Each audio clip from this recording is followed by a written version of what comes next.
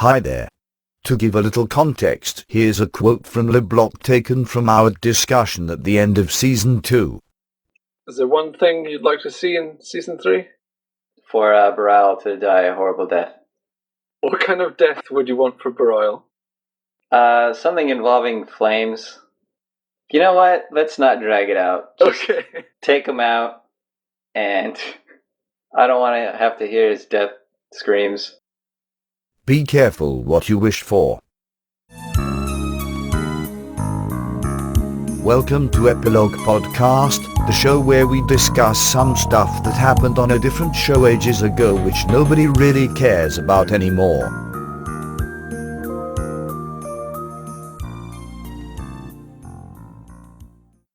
Hi, I'm Portponky. And I'm LeBloc. Today we're discussing Deep Space Nine, Season 3, Episode 13, Life Support. In this episode, Baral bites the dust, whilst Bashir tries to keep him alive long enough to secure a peace treaty with Cardassia. He bites the dust a few times. Yeah, he goes full Frankenstein on that guy. When the episode started, I thought, okay, they're going to heal him immediately, and this will be fine. And then there was the miracle in the beginning, and then I thought, okay, now he'll stay alive. There's no way they'll kill him now. And then they did. So it was a nice way of toying with my expectations. Yeah, they did that quite well. It's unclear whether or not he's going to survive the episode, but sadly, he does not. How do you feel about this? Because that was one of the things you wanted from this season. I forgot. I wish death upon Baral. Yeah, you predicted the exact way he would die as well. The show did something I didn't expect, and that's making me care about Baral's death. It was really sad and haunting, especially that line. It's more like the distant memory of a touch, and how he's just this shell of who he was, and he's aware of it. I thought when he would come out of it, he would act differently, but he wouldn't be aware of the difference. So because he had awareness, it made it so much worse. Yeah, it was pretty horrible for him. And the very last scene with Kira talking to him as he is unconscious and dying, that was proper emotional stuff there. Yeah, it's so well done, and that slow pull away. Kira looks so alone. It's touching. They made a touching episode out of Baral's death, and I didn't see that coming. I kind of hope that you feel a little bit bad, because it's sort of your fault for predicting this exact thing would happen.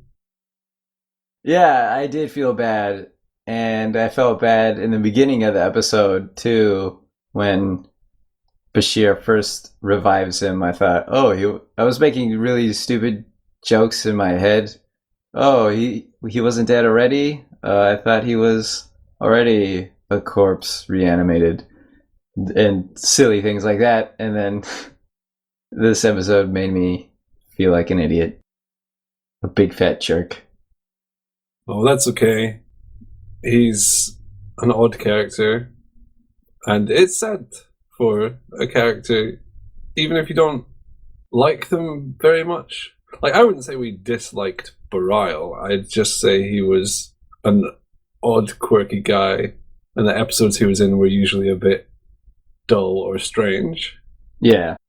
If it's a Baral episode, you know it's going to be one way, say, as opposed to if it's a Garrick episode, you think, okay, this is going to be fun. So I think, yeah, we didn't like him because of that. But then to see him die and then be reanimated and basically mechanized and lose his, they called it humanity, although His spark. Yeah, it loses spark. And then have him die again really horribly. Yeah, it's gonna be sad if you care about the characters even a tiny bit, considering how well they did it. I didn't think they had the guts to kill off this character. I'm glad they did. It was an effective choice, but what a horrible fate to befall someone.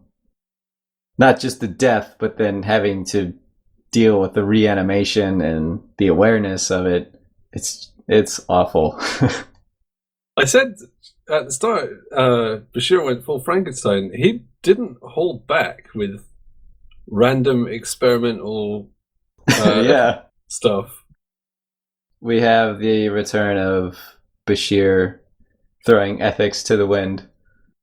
I mean, I can understand the first time when he sees the neural activity and he tries to save him. Right. But then every subsequent treatment, he was just piling on more sellotape to keep this guy alive to the point where he was just a complete mess. Even during that first treatment, he reached a point where it seems as if he should have stopped, and his little operating buddy tells him, hey, maybe you should stop right there, and he goes anyway. Yeah, you're crossing a line. And he says, well, to be honest, I cross lines all the time in medical ethics. It just goes for it. How did you feel about this one upon revisit? I didn't expect to find it as sad as I did. And I also forgot about the really weird and slightly inappropriate B plot. Oh man, it really clashes with the Brile plot. Yeah, it was an okay B plot. It's more Jake and Nog being daft. Which, to be honest, I find is often alright for a B plot. But it was out of place here. That whole plot makes me wonder why Jake continues to be friends with Nog. He says something to the effect of, I don't want to lose you as a friend. And I think, why? He's revealed himself as a horrible person who objectifies women. And that's more than just a little off-putting habit. It's something that shapes his worldview. And you can't ignore that. Yeah, I assume it's because that Nog is his only friend, and if he loses Nog, he will be a big Norman no friends. Yeah, that's true. We never see a whole lot of people Jake's age running around. Although this episode, he finally has an age-appropriate love interest. Yes, from Saved by the Bell. Okay, that's where I knew that face from. It's kind of a shame that she seems like a throwaway character, because she was actually quite good with Jake. They seem to have chemistry. I agree. I liked the little meeting they had. There was some nice back and forth there. Yeah, it still is just out of place for this episode. I don't know if you noticed this, but Louise Fletcher, who plays Kai Wynn, was really sick during this episode. Her face did seem different to me, and that would explain it. Yeah, she was super sick with the flu. So it's kind of noticeable if you know that. Her voice is a bit creaky and her eyes are all watery, and you can see that she's a bit sick. They've covered it up well. But she lacks that kind of cutting performance that she usually gives, which actually works kind of fine. She's just been in a shuttlecraft explosion, so you can't expect her to be a bit beaten up. Yeah, she was really low energy this whole episode, which wasn't too distracting, but it's I could see it now after you mentioned that. They did a good job of hiding it. It kind of works in her favor for her character in this episode because she seems more detached and callous about Boral's condition because all she cares about is her own reputation, and that these negotiations do not fail under just her guidance. She wants a scapegoat. Yeah, Bashir was really candid with how he spoke to her. And it's odd that people can go speak to her one-on-one. Like, she's not guarded or anything, despite the fact she's the religious leader for an entire planet. Yeah. They've done away with assassination attempts in the future. Well, it's actually kind of consistent because the Vedics and the Kais have always requested no security and no fanfare. It's just odd to see Bashir calling her a coward and stuff and insulting her. To have that kind of access, yeah, that's weird. Yeah, if it was the president of a country and you're in a room with them and you started just insulting them, I don't know, you'd get removed. And it would be a whole production to just get that president in that room, even if it were just you two. There would be all sorts of things that would have to happen. Yeah, whenever there's someone representing millions, they're going to have crazy enemies. No matter how loved they are, someone out there is going to despise them and be on edge enough to do something illegal. So it's just almost mandatory that someone so important should be protected. But yeah, right. Yeah, they don't bother. Who cares? You can't please all of the people all of the time, said Abraham Lincoln, who was assassinated. Yes. I have a few little criticisms. Go for it. Nothing too major, because it was a fairly well put together episode. There's a sort of plot lapse where at the start they say they're initializing talks with the Cardassians with a view to opening peace talks, but by the end of the episode they've signed the treaty. That kind of seemed like it got ahead of itself a little. Did they establish why it was so urgent? Because that was the whole reason for reanimating Brile. And I didn't understand why they didn't say, hey, our main negotiation man is kind of dead. Can we delay these talks? What? You mean like what would actually happen in real diplomacy? Yeah. Yeah, it's odd as well that only one person could have handled it. Usually there would be a team meeting a team. It wouldn't just be one guy meeting two other guys. And if one of them dies, then the whole thing is kaput because he's just remembered everything. Well, Brile is the Michael Jordan of negotiations, who played on a team, so that doesn't make sense. Yeah.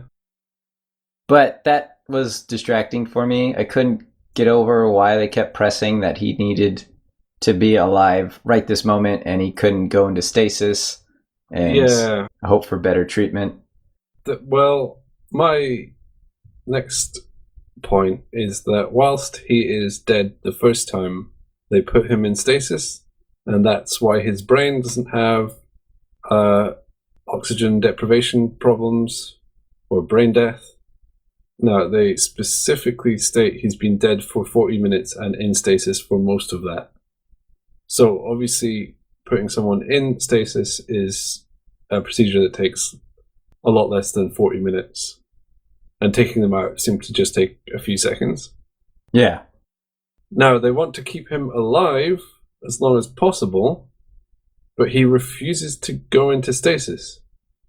Because he wants to be conscious right this moment, which I didn't understand. Yeah, they should just shelve him, and then when Kai Wynn has a question, wake him up and he'll answer it, and then shelve him again. I honestly don't see why they didn't do that. There's no reason they didn't do that. Well, you see, it's demanding of the body to go in and out of stasis, yada, yada, yada. It's obviously not demanding on the body because that was the recommended treatment. Yeah, even if it took years.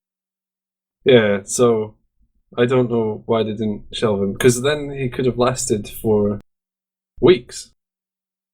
The urgency of the talks was not made clear. They just said, we need him now, without explaining why. I guess they hadn't really established the backstory, so they had to get it over quite quick, so he had to refuse all kinds of stasis. Otherwise, this would go on for episodes and episodes. At the end, Bashir laments that Barry has lost whatever shred of humanity he once had. The word humanity stuck out to me because he's not human. I didn't pick up on that. Well, I mean, I guess it's translated, so the meaning is clear, but he could have said Bajoranity. Maybe that's what Kira heard. Bajoranity, yeah, that's what it would translate to, I guess. I don't know how they could have expressed the same sentiment without using that word, though, so they were kind of stuck. Right, and trying to sell a moment when you use a made-up word like bajoranity would be silly. It's even quite hard to say, so it would have really been clunky if Bashir said he's lost whatever shred of bajoranity that he once had. I also wrote down that Odo lets Jake muck about with security systems quite haphazardly. Without any sort of resistance, he immediately agrees. Which is out of character because he is not a prankster. I mean, I could see him helping out his friends. Not that Jake is really his friend. But just to play about with the cells in the holding area? I don't know. I don't think Odo would really do that. Maybe he got a kick out of throwing a Ferengi into a cell, even if it was just pretend. Oh, okay. I know what he's pretending now. It could lure Quark into his area, and then he could interact with his best frenemy. We don't see Dax until the later half of the episode, and she's a science officer. Someone was just brought back from death. Wouldn't she be interested and want to investigate? But that stuff could have happened off screen. It was just distracting when we finally do see Dax, and I remembered, oh yeah, she's a science person. Wouldn't this interest her? That's a running theme with her character. If it's a technical thing, O'Brien would solve it. If it's a medical thing, Bashir will solve it. She doesn't seem to really have a niche. Sometimes she solves stuff, but just if no one else is around. She's the last blip on the flowchart of when science things need to be solved. Poor Dax. She's better than she used to be for getting time to actually do her job. Oh, heaps, yeah. But that just means these instances stand out more. Yeah, I guess. Do we have a quote of the show? The prophets teach us that while violence may keep an enemy at bay, only peace can make him a friend. Does that make sense? No, it doesn't really make sense. So violence can also completely wipe out an enemy. So I guess in literal terms, this saying is against using a moderate amount of violence. Either go all in and annihilate them, or just stop and make friends with them. Yeah, it's a step up above that saying, you catch more flies with honey than vinegar. violence is above using vinegar, but as you said, you can use violence to wipe out your enemy. Yeah, for example, you probably catch more flies with a hydrogen bomb than you do with honey. Anyway, should we really be taking peace advice from Bajoran? They just got conquered for 50 years. What do they know about forging long-standing peace with enemies? They just got their asses kicked for 5 decades. You'd think they would dismiss the advice of the prophets with those kind of results. Yeah, this is terrible. Yeah, maybe that was not what the prophets meant. It could be a misinterpretation. Maybe the prophets are Like vague and ambiguous, like all religious icons. yeah. Oh, well, we've seen them, so we know that they are. I would like to mention that the best kiss between Kira and Bareil happened when Bareil was lying limp and motionless. That does make sense. It stopped them from sort of doing that face gyration. R.I.P. Bareil. We're sorry that we mocked you so much. Especially me. This is all my fault. Yeah, shame on you. What have Okay. I done? You horrible person. Let's move on to the next episode and see who dies next time. Good idea.